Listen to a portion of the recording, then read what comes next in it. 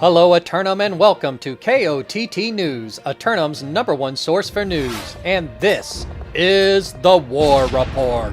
No change in the dynamic of Eternum last night as the Syndicate forces of Violet Flame get turned away by the Monarchs of the Bluff, totally not regime. Being a slow fight night, this reporter spent the evening addressing the dietary needs of a bear requesting fresh fish. Unfortunately, fishing was part of this reporter's retirement plans. And so, I sought out local resident Michael Shields for tips on getting started. Fishing involves 3 basic steps: casting, hooking, and reeling the sucker in. And believe you me, size matters.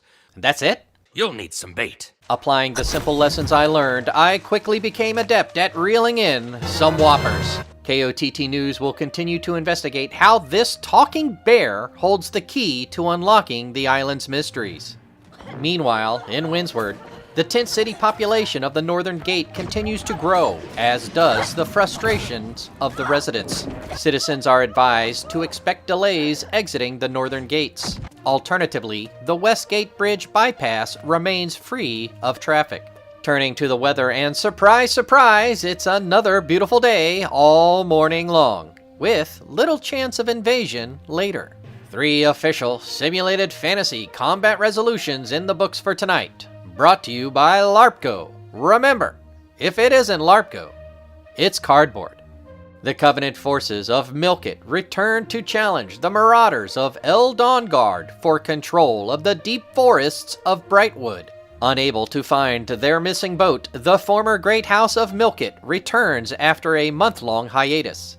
El Dawnguard make their first official defense of the forest, but it's usually much easier to defend than to attack, for now. Next, the Covenant forces of Young Money assail the Syndicate forces of Weeptile TTV for the secondary oil reserves of Cutlass Keys. Newcomer Young Money seeks to impose their history on Cutlass Keys, declaring that the keys will be theirs again. For the company comprised of 1 level 60 at a time, compromising on their claim to Cutlass Keys can't be done, so they'll compete for 30 minutes to complete the conflict.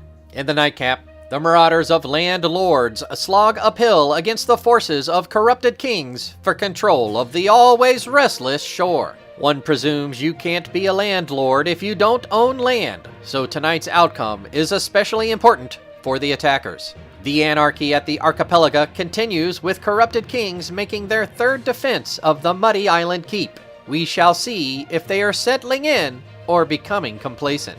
Be sure to tune in for complete coverage and reactions from the citizens at 11. Until then, this has been War Correspondent JChalant, KOTT News.